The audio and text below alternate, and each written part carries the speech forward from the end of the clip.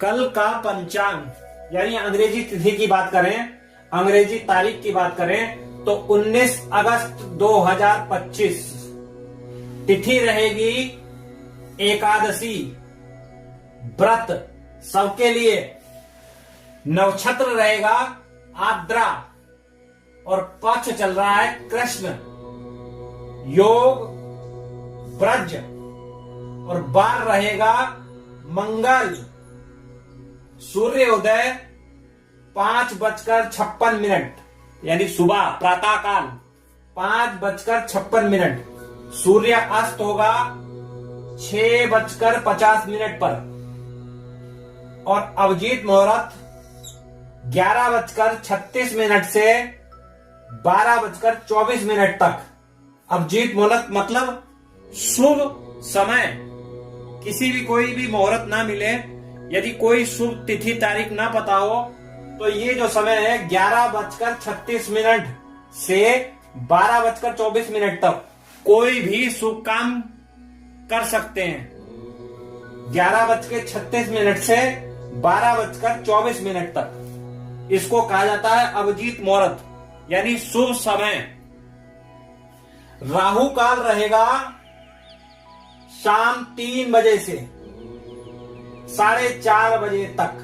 ये राहु काल है, ये अशुभ समय रहता है, इसमें कोई शुभ काम नहीं करना चाहिए। दिशाशूल पूरब यानी पूरब की दिशा में यात्रा ना करें, इसको अवॉइड कर दें, छोड़ दें। पूरब की दिशा में यात्रा करना मानो रास्ते में दिशा में कांटा, दिशा में बाधा। इसलिए दिशाशूल पूरब को कल यात्रा ना करें। यदि करनी भी पड़े तो इसका उपाय यह है कि घर से 5 कदम चलें और घर आ जाएं। उसके बाद थोड़ा राई के दाने चबाकर फिर यात्रा करें। ये इसका उपाय है। आज हम चर्चा करते हैं भाद्रपद मास कृष्ण पक्ष की अजा एकादशी की। तो चलिए देर न करते हुए चर्चा शुरू करते हैं। युधिष्ठिर ने पूछा, जनार्दन, अब मैं ये सुनना चाहता हूं कि भाद्रपद मास की कृष्ण पक्ष में कौन सी एकादशी होती है, कृपया बताइए। भगवान श्री कृष्ण बोले, राजन, एक चित्त होकर सुनो। भाद्रपद मास की कृष्ण पक्ष की एकादशी का नाम अजा है। यहां पर भगवान श्री कृष्ण कह रहे हैं भाद्रपद मास की एकादशी का नाम अजा है। वह सब पापों का नाश करने वाली बताई गई है। जो भगवान हर्षिकेश का पूजन करके इसका व्रत करता है उसके सारे पाप नष्ट हो जाते हैं। पूर्व काल में हरिश्चंद्र नामक एक विख्यात चक्रवर्ती राजा हो गए जो समस्त भूमंडल के स्वामी और सत्य प्रतिज्ञा थे। एक समय किसी कर्म का फल भोगने प्राप्त होने पर उन्हें राज्य से भ्रष्ट होना पड़ा।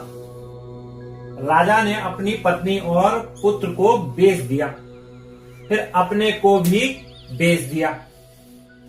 पुण्य आत्मा होते हुए भी उन्होंने चंडाल की दास्ता करनी पड़ी। वे मुर्दों का कफन कर लिया करते थे। इतने पर भी नृपश्रेष्ठ हरिश्चंद्र सत्य से प्रचलित नहीं हुए।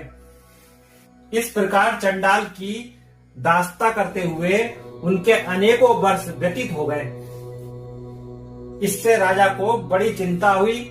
वे अत्यंत दुखी होकर सोचने लगे, क्या करूं, कहां जाऊं, कैसे मेरा उद्धार होगा।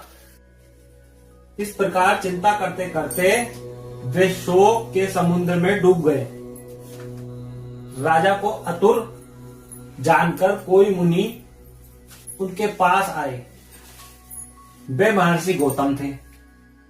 श्रेष्ठ ब्राह्मण को आया देखकर नृपश्रेष्ठ ने उनके चरणों में प्रणाम किया और दोनों हाथ जोड़कर गौतम के सामने खड़े होकर अपना सारा दुख बताया, समाचार सुनाया। राजा की बात सुनकर गौतम ने कहा, राजन, भादो के कृष्ण पक्ष में अत्यंत कल्याणमयी अजा नाम की एकादशी आ रही है, जो पुण्य प्रदान करने वाली है। इसका व्रत करो, इससे पापों का अंत होगा। तुम्हारे भाग्य से आज से 7वें दिन एकादशी है।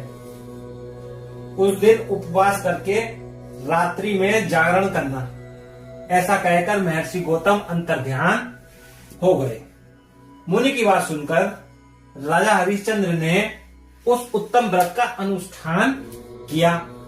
इस व्रत के प्रभाव से राजा सारे दुखों से पार हो गए। उन्हीं पत्नी का सानिध्य और पुत्र का जीवन मिल गया। आकाश में दुदंबियां बज उठी, देवलोक से फूलों की वर्षा होने लगी।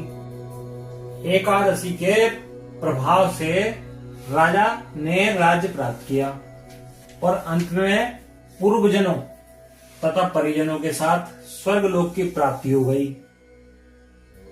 राजा और युधिष्ठिर, जो मनुष्य ऐसा व्रत करते हैं वे सब पापों से मुक्त हो स्वर्गलोक में जाते हैं। अब भगवान कह रहे हैं ध्यान पर ये बात सुनिए। अब भगवान कह रहे हैं ध्यान पूर्वक ये बात सुनिए। इसके पढ़ने और सुनने से अश्वमेव यज्ञ का फल मिलता है।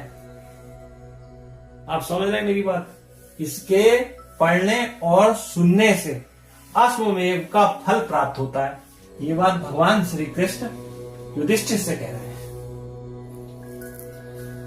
अब आज का उपाय, सुख, समृद्धि एवं सफलता के लिए शुद्ध चांदी से निर्मित एवं प्राण प्रतिष्ठित नवरत्न गणेशा लॉकेट गले में धारण करने से सुख, समृद्धि और सफलता प्राप्त होती है।